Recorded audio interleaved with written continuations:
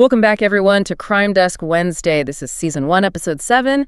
And today, we're really pushing past the surface level, just looking at crime stats. We're diving deep into the world of organized violence, specifically in South Africa, looking at the complex, the really ingrained cultures behind gangsterism. Yeah, it's easy to look from the outside, isn't it, through, say, a law enforcement lens and just see criminal groups.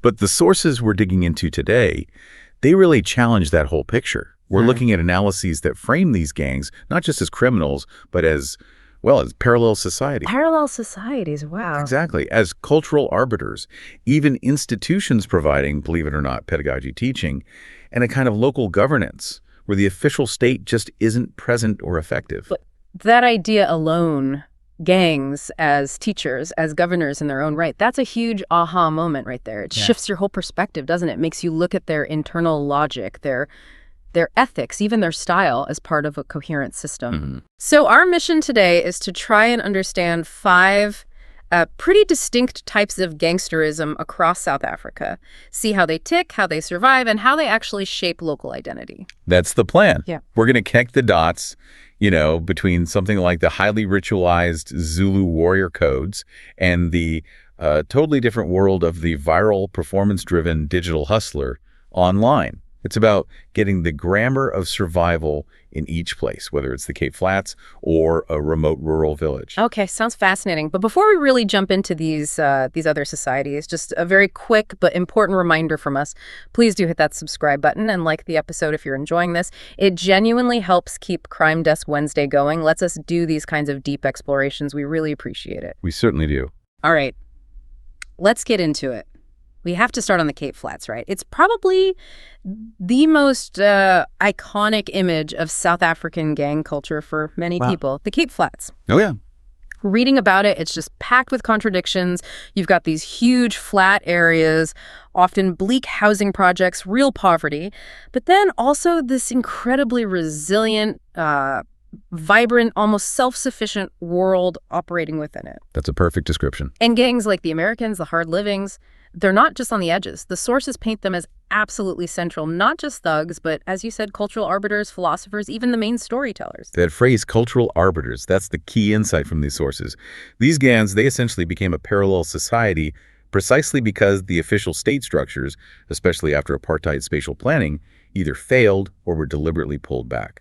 So in that vacuum, culture becomes everything. And the first place you see it is the language, Africa's. Right. Described as more than just slang, it's the grammar of the streets. Oh, much more.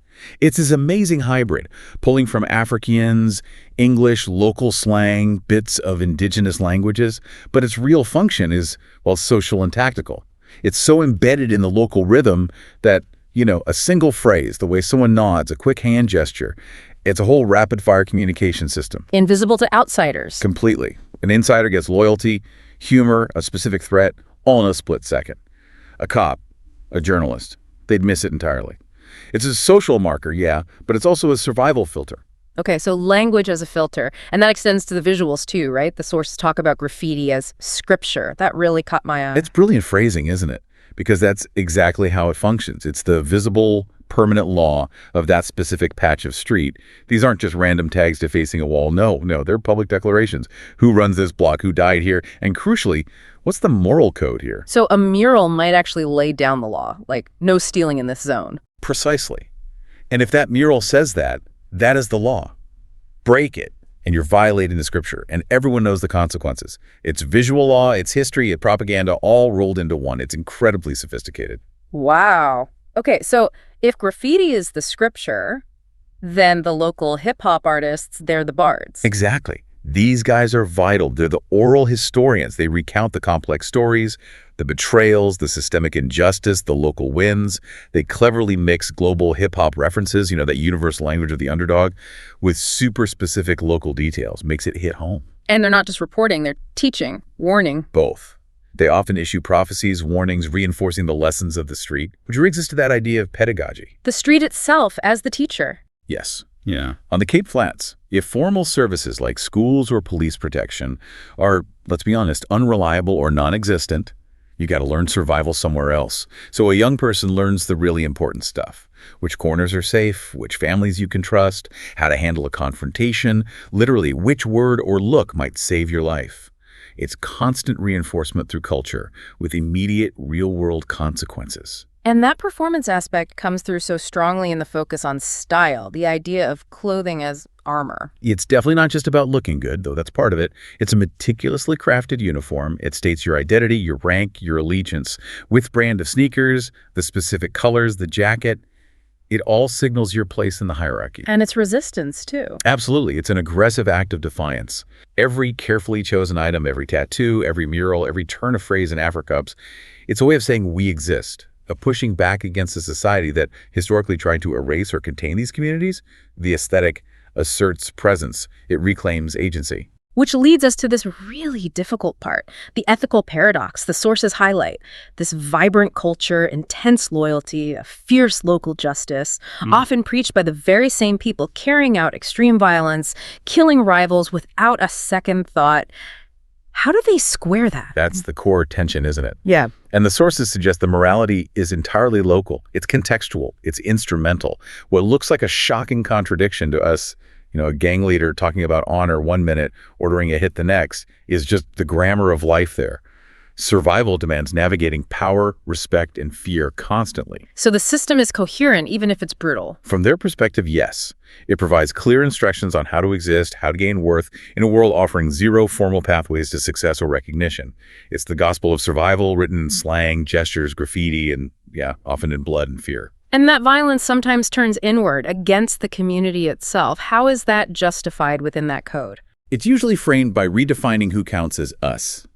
Loyalty is often strictly to the gang or the immediate territory. Violence against someone in the community might be framed internally as discipline, maybe punishing an informer, or as necessary payback against a rival gang whose actions are seen as threatening the local order or the gang's economic base. So the moral lines are drawn very sharply around the brotherhood itself. Extremely sharply. Highly moral within the defined group, ruthless toward any perceived threat, internal or external. Its identity forged in that crucible of absence, where the gang decides who belongs and who's, frankly, disposable. Identity forged in absence. That's a powerful way to put it. Okay, let's shift gears now. So from the Cape Flats, with its focus on cultural resistance and street pedagogy, we move east to KwaZulu-Natal, KZN. And here the sources say the echoes of history are louder. It seems the link between past traditions and modern violence is much more direct. That's right. In KZN, you're not starting primarily with cultural resistance like on the flats. You're starting with martial tradition. You can almost hear the echoes of the Amabutho, the old Zulu regiments. The core concepts, discipline, rigid hierarchy, specific ideas about masculinity, these were once taught with spears in service to the Zulu kingdom. And now they're taught with guns. Essentially, yes. For groups like the infamous Cleveland's Hitmen or the Umkovu Youth, those exact same principles are instilled, but the tools are modern firearms, and the context is often urban hostels or townships. The structure is adapted, but the underlying ethos is remarkably similar. So these modern gangs see themselves, or at least structure themselves, as heirs to that warrior tradition. Precisely. The structure mirrors military discipline. Obedience isn't just expected, it's absolute. Betrayal isn't just bad form. It's seen as a deep violation, often punishable by death. You have clear hierarchies, a kingpin or inkabi functioning like a chief with lieutenants and soldiers. And crucially, this isn't just about power or money, though that's there too. It's rooted in a cultural ethos that values courage, discipline, and unwavering loyalty. It gives them a powerful identity. A very powerful shield against marginalization and a very effective tool for control in volatile places like the hostels. Let's talk about the initiation. Historically, those Zulu regiments had rigorous training. Is the modern equivalent just symbolic, or is it still physically and psychologically demanding? Oh, it's intensely real, and it serves a critical psychological function that's key to its role as a kind of teaching institution. The sources describe processes involving serious endurance tests, maybe brutal beatings, tough physical tasks designed to break down individual ego and rebuild it as part of the collective. Testing loyalty under pressure. Exactly. Demonstrating courage. Proving you won't break. Succeeding means you're in. You get instant belonging, status, protection, things often desperately missing in their everyday lives. Failing means humiliation, injury, or worse.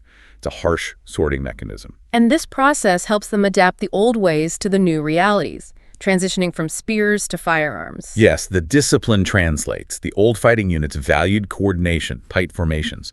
Now that translates to tactical movement with firearms in dense urban settings.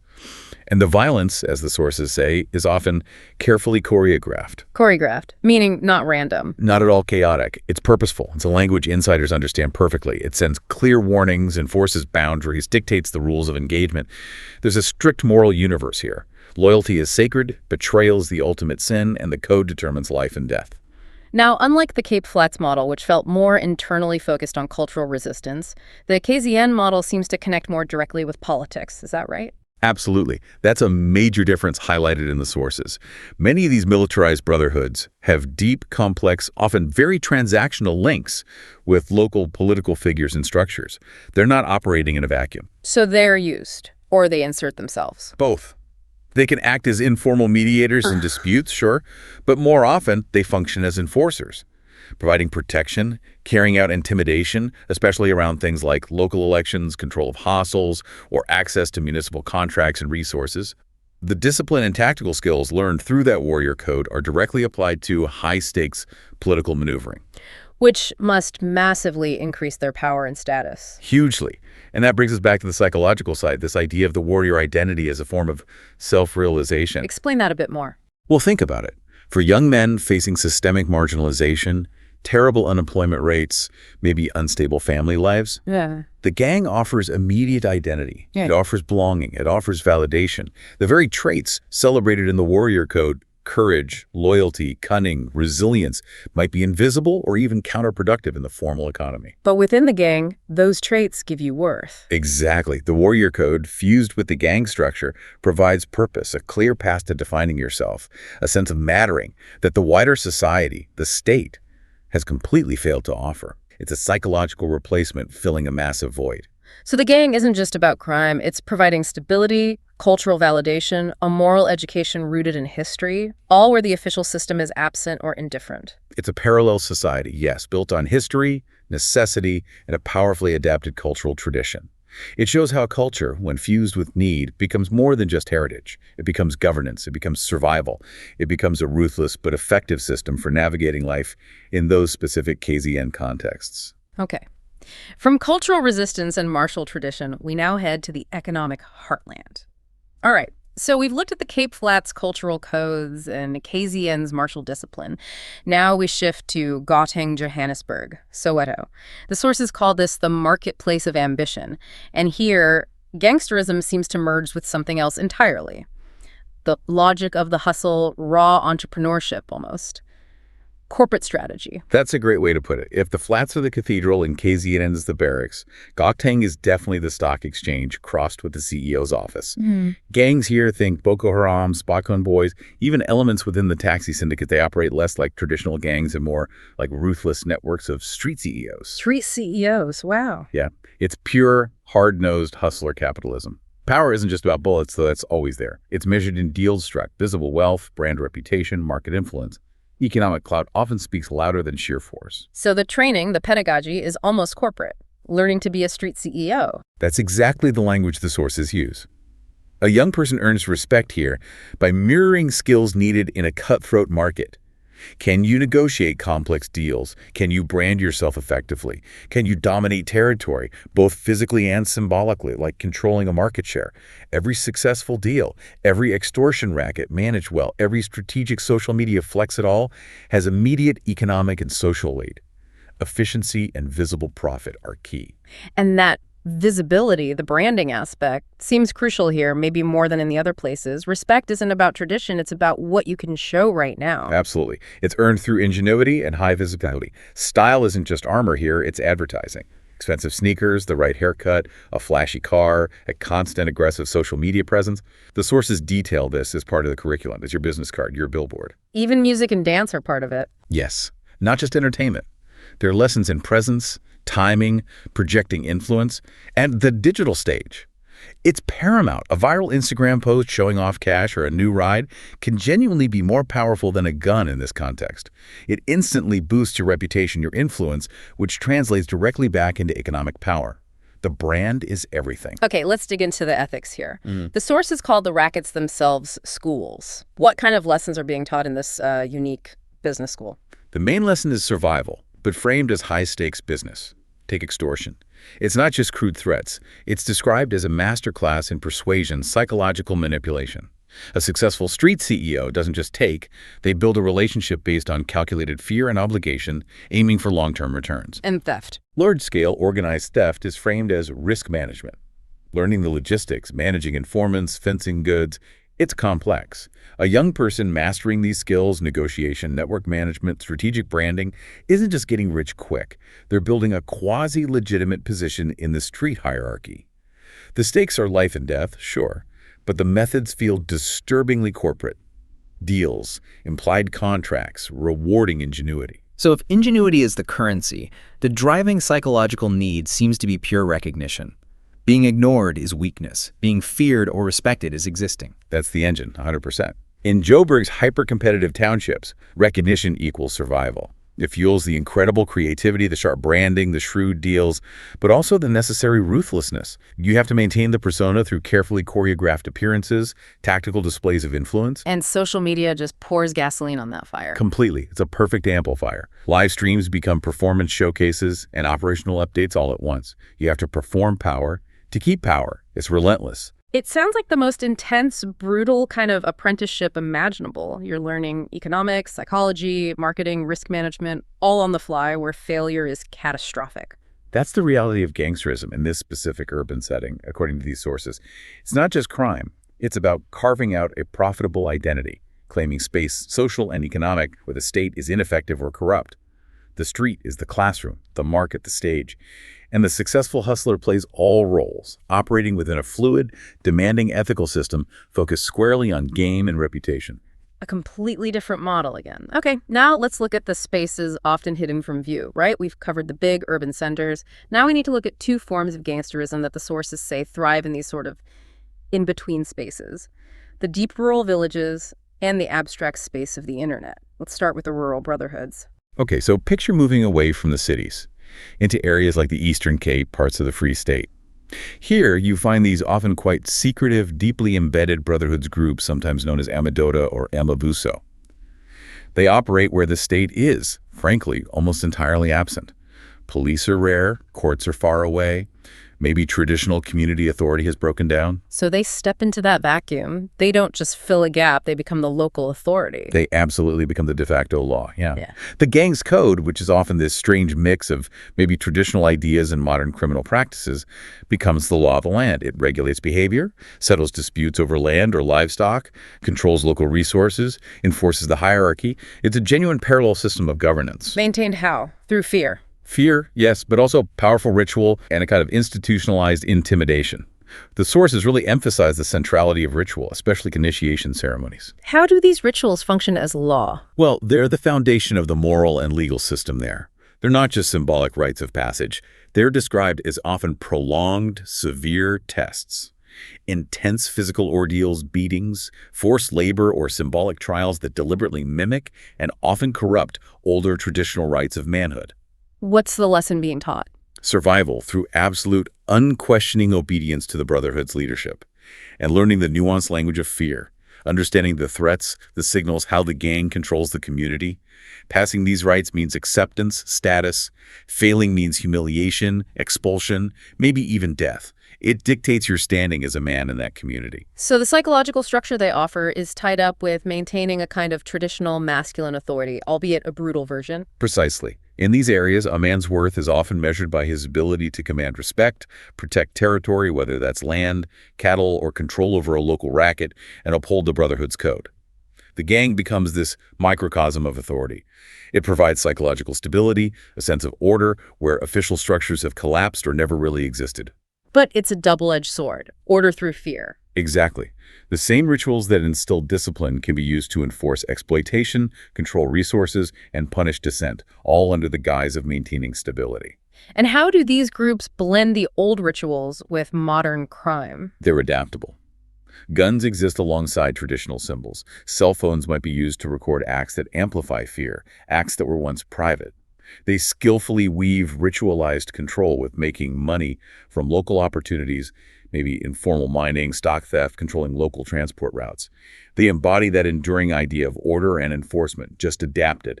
They prove order can arise anywhere, but here it comes with a heavy price of fear and highly ritualized performance. Okay, that paints a clear picture of the rural vacuum. Now, the other hidden space, the digital realm. The sources call this the online rebellion. Yeah, this is the cutting edge, the 21st century evolution.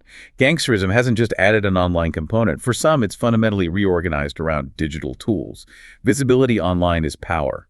Influence is measured instantly. Likes, shares, followers. So groups may be linked to that Gauteng hustler model, or even new digital native crews. Exactly. They've figured out the algorithms, sometimes better than legitimate marketers have. The smartphone is the new turf. It's the weapon, the ledger book, and the stage, all in one device. Wow. So Instagram, TikTok, WhatsApp, these are the new territories. Limitless territories. Every post, every video is curated. It's designed to project power, wealth, access, style. It's not casual sharing, it's an operational necessity. It signals dominance to rivals, attracts recruits, intimidates potential targets. The performance is the power because it shapes your social capital. And violence itself becomes performative currency. That's the term used. A live-streamed fight, photos showing off guns, a video bragging about getting revenge. It's not just evidence anymore, it's content. It proves the gang exists, has reach, has teeth. It boosts their social validation, their capital. The algorithm rewards spectacle, right? So the platform itself becomes this high-stakes training ground for psychological warfare and strategic visibility. But surely this creates a massive paradox. All that visibility makes you a target. Huge paradox. The sources explore this tension constantly. Fame equals influence, yes. But every post also exposes you to rivals, to other crews looking for weakness, and obviously to the police. So it's a tightrope walk. Completely. It creates this generation of digital gangsters where fame is both essential for survival and an enormous immediate liability. Identity and survival are totally tied up in this public performance. You have to constantly balance showing off power for influence against avoiding the kind of exposure that gets you arrested or killed. Be too quiet, you're irrelevant. Be too loud, you're a target. It's a constant negotiation of risk and reward online. So even this massive shift online still reveals the same core sociological needs we've been talking about. Absolutely. The tech changes, but the underlying drivers, the need for recognition, identity, power, especially among marginalized youth, remain the same. Performing wealth, performing violence online. It's all a way to assert yourself, to claim space in a world that denies you other forms of agency. Hierarchy, loyalty, identity, performance. They're still central, just mediated through pixels and algorithms now. Fascinating.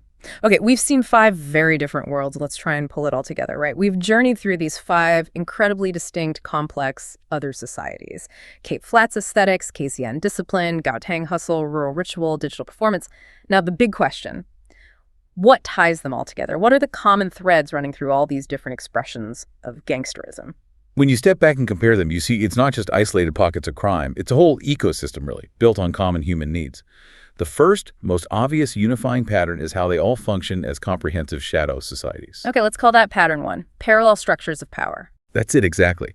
Despite the huge differences in style, the Flax culture versus KZN discipline versus Gauteng deals, every single one of these gang structures provides meaning, provides recognition, provides a framework for life where formal institutions have failed or are absent. They are self-contained worlds. They have their own economies, their own ways of teaching, their own rules. They replace the state, whether they're governing territory, identity, or money. Okay.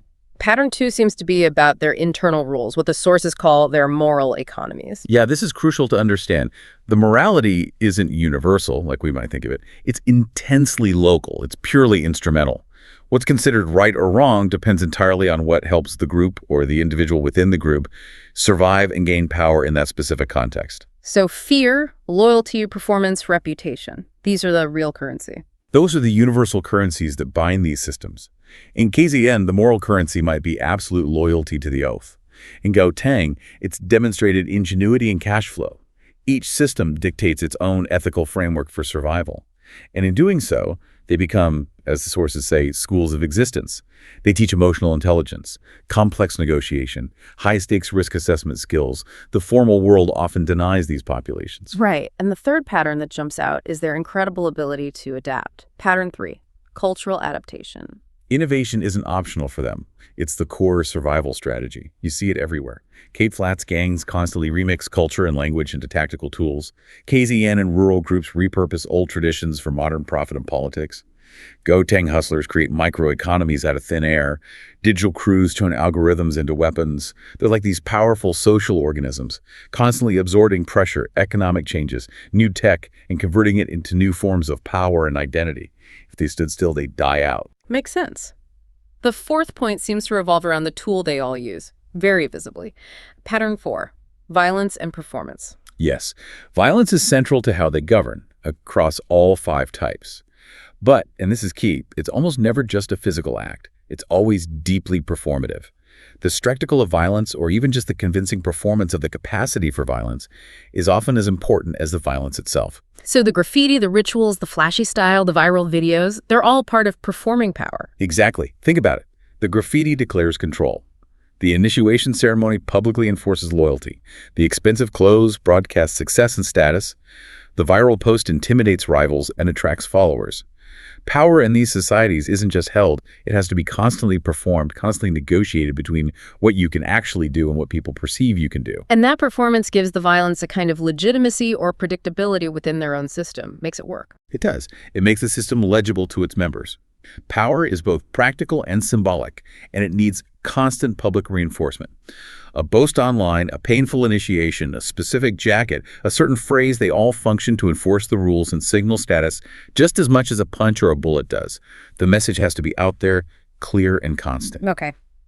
And that leads to the final underlying unifier, the bedrock beneath all the variations. Pattern 5, the shared psychological core. This is it. Regardless of whether someone's on the Cape Flats or running scams online, the deep emotional architecture is strikingly similar. People join these groups for fundamental human reasons. They need recognition, they need identity, they need a sense of power, especially when they're facing profound economic exclusion and social marginalization. So fear, loyalty, ritual, performance, these become the building blocks for self-worth. They become the scaffolding for self-definition. Yeah. The gang offers the meaning, the belonging that a healthy society should provide, but which is denied when there's no social mobility, no pathway to official recognition. That core need is the engine driving all these varied manifestations. So the takeaway is, the differences we see across South Africa are mainly about methods, style, local context, but the fundamental human drivers belonging, recognition, power in the face of exclusion, they're the same everywhere in these other societies. Absolutely.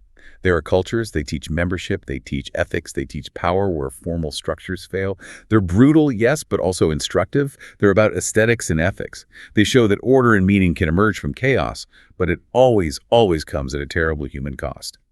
Understanding this complex web is vital if you really want to grasp the deeper architecture of South African society today. Hashtag canon conclusion and final reflection. Wow, that was quite a journey through some very complex territory. I think the core insight, for me at least, is crystal clear now. South African gangsterism isn't just a crime statistic to be managed. It's this intricate knot of culture, powerful teaching methods, and genuinely functioning parallel governance operating right in the cracks left by the official state. Yeah, this analysis really pushes us beyond just cataloging crimes. It forces us to see these groups as the other societies. Systems born out of neglect, yes, but also out of necessity, out of ingenuity. They're terrifyingly ruthless, no question, but they're also remarkable in their coherence, their resilience, and frankly, their psychological sophistication as actual institutions. They really do hold up a mirror, don't they? Reflecting back exactly what happens when opportunity dries up, when governance is weak or absent, and when that basic human need for recognition, for belonging, is just systematically denied by the mainstream. And that leads us to the final thought, maybe the most unsettling one. These parallel cultures, they force us to ask those fundamental questions every society grapples with. What does belonging truly mean? What are people willing to do for power? What does it actually take to survive when the rules don't work for you? And the answers are being written right there. Right there. In the coded corners of the flats, in the disciplined hostels of KZN, in the Joburg hustle, the deep rural villages, the volatile digital feeds, the answers are written in codes of loyalty, ritual, visibility, and fear. And those harsh lessons, they don't just shape the lives of gang members. They inevitably seep into and shape the ethics, the culture of the entire nation. A really powerful and sobering thought to end on. Thank you. Now, if you listening want to dig deeper into the sources and the analysis that inform this complex dive into South Africa's architecture of belonging, definitely check out our blog. We'll have more detailed write-ups there, and of course, see more of our explorations on our YouTube channel. Yes, thanks everyone for tuning in for this intense look at these parallel societies. Until next time on Crime Desk Wednesday, stay curious and stay safe.